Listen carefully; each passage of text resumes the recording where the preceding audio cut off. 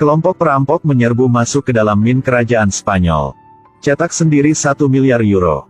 Kemudian kabur dengan aman. Tersebar di seluruh dunia. Selama 2 tahun terakhir, polisi telah mencari komplotan ini, tetapi tidak ada jejak. Orang-orang ini tampaknya telah benar-benar menguap dari dunia.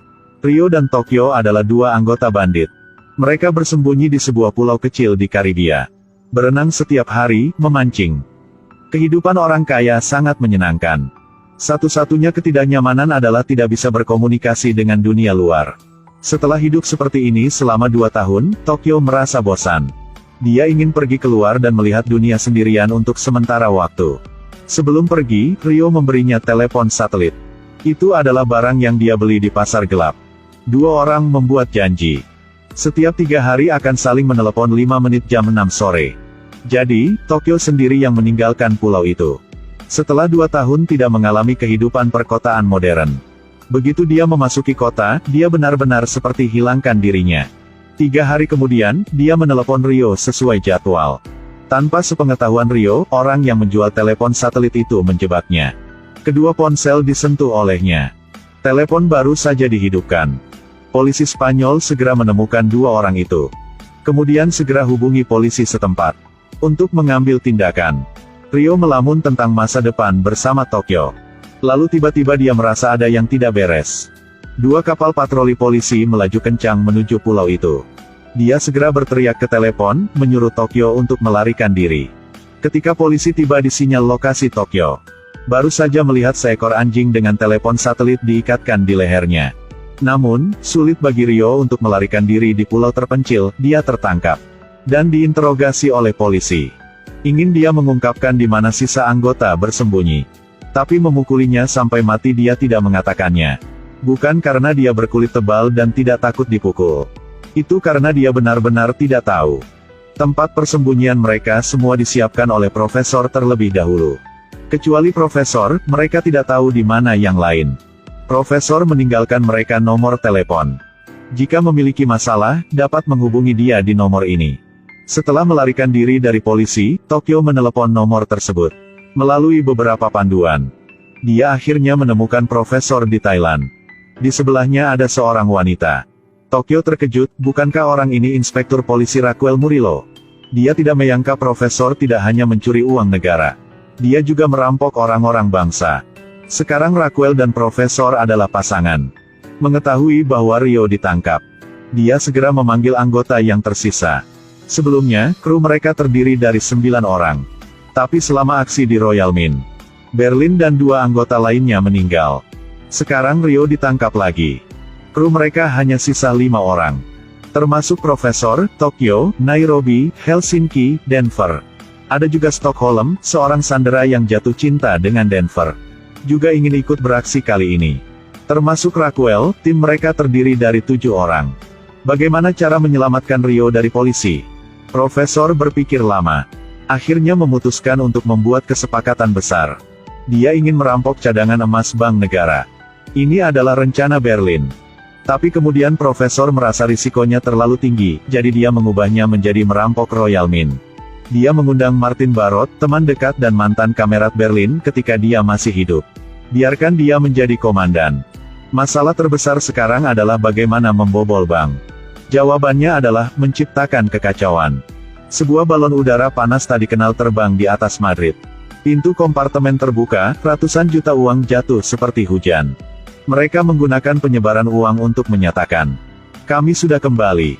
Tapi mereka tidak bodoh. Tujuan dari tindakan ini adalah untuk menciptakan kekacauan. Kemudian disusupi ke bank negara. Dalam menghadapi kekacauan yang tiba-tiba ini, pemerintah segera melancarkan tindakan pencegahan. Kirim pasukan untuk melindungi tempat-tempat penting di kota. Sekelompok perampok berpura-pura menjadi tentara. Berangkat ke bank negara duluan. Pada saat ini, polisi sedang berjaga di luar bank. Kapten Martin berkata, mulai sekarang tempat ini akan diambil alih oleh tentara. Dia juga meminta polisi menggunakan gas air mata untuk membubarkan massa. Sementara asapnya tebal. Mereka berdua menanam bom mini di luar tembok bank. Kemudian biarkan polisi mengevakuasi sebagian besar sandera di dalam. Dan meledakkan bomnya. Keamanan bank segera mengaktifkan sistem pertahanan. Tutup semua pintu. Dalam waktu 1 jam, tidak ada yang bisa mengangkat blokade. 1 jam kemudian, polisi akan menentang keamanan para sandera. Langsung mengeluarkan perintah serangan. Karena di dalam brankas emas ada sesuatu yang lebih penting daripada uang. Kubah emas dibangun 48 meter di bawah tanah. Menghubungkan 2 aliran air. Jika ada seseorang mendobrak pintu brankas emas, sistem anti pencurian akan otomatis. Isi gudang dengan air selama 20 menit. Lebih sulit merampok di sini daripada pergi ke surga. Nairobi dengan 5 anggota lainnya harus memanfaatkan menggali lubang besar di pintu brankas emas dalam waktu sesingkat-singkatnya. Kemudian masukkan ruang dekompresi ke dalam. Seorang anggota memasuki gudang, masuk dan keluar pada saat yang sama mulai pengelasan.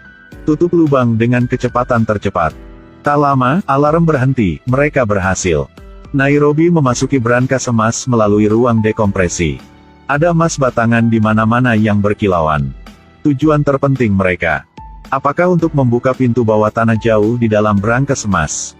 Dapatkan dokumen rahasia yang tersimpan di sana. Seorang pengguna bom C4 meledakkan pintu bawah tanah. Panglima menghitung mundur detik-detik terakhir. Kemudian beri perintah untuk menyerang ke dalam. Gugus tugas yang membawa peralatan anti peluru secara bertahap mendekat. Tiba-tiba, Denver mengibarkan bendera putih dan berlari keluar. Melihat kotak merah di tangannya, Panglima terpaksa memerintahkan mundur. Di dalam kotak merah itu ada dokumen rahasia pemerintah. Menyimpan cerita yang tidak begitu murni dari pemerintah Spanyol. Setelah terpapar, tidak ada yang tersisa dari UE. Bahkan ada risiko perang. Tidak lama kemudian, penanggung jawab Kementerian Pertahanan, Kementerian Kabinet, dan lembaga pemerintah penting pergi ke ruang komando untuk mengadakan pertemuan darurat. Takut rahasianya terbongkar. Mereka membawa negosiator ahli. Bahkan membawa Rio. Dia yang bertanggung jawab menggunakan metode penyiksaan ilegal sama Rio. Kunci dia di kamar kecil. Tidak cukup ruang untuk duduk. Harus berdiri selama 24 jam. Munculnya negosiator ahli menempatkan profesor dalam posisi rendah. Pertama, dia mengumumkan kepada media beberapa rahasia pemerintah dan berita buruk. Sampai media menemukan itu palsu. Dokumen rahasia di tangan profesor akan tidak berguna lagi. Kemudian mereka memompa gas anestesi ke bank melalui sistem ventilasi. Menunggu gerombolan perampok pingsan. Mereka terus mengirim 5 petugas polisi khusus untuk menerobos ventilasi. Untungnya, profesor telah menyiapkan mata-mata.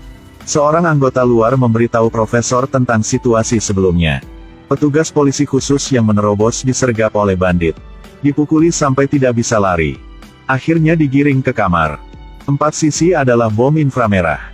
Profesor menggunakan 5 petugas polisi khusus ini dan 40 sandera. Berhasil untuk menukar dengan Rio. Menurut petunjuk saat berbicara dengan Rio, dia tahu di dalam tubuh Rio menginstal penyadap dan perangkat navigasi. Mereka menemukan solusinya. Keluarkan perangkat itu secara diam-diam. Letakkan perangkat itu di musang pasir. Lalu membuatkan banyak suara.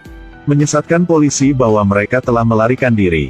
Pada titik ini, Profesor dan Raquel berada dalam masalah besar. Kendaraan komando punya mereka terdeteksi oleh kendaraan udara tak berawak. Keduanya meninggalkan mobil, berpisah dan memanjat pohon untuk bersembunyi dari alat pelacak. Raquel sudah setengah jalan ketika dia tergelincir.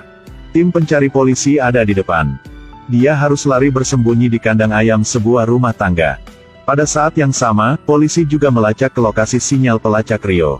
Ketika mencapai selokan di bawah terowongan, mereka menemukan targetnya hanyalah seekor musang. Seluruh perintah hampir menjadi gila. Polisi memutuskan untuk membalas. Negosiator membawa putra Nairobi ke pintu depan bank. Nairobi melihat putranya dan tercengang. Penembak jitu itu mengenai saat yang tepat, satu tembakan mengenai Nairobi. Pada saat ini, Raquel juga ditangkap oleh polisi.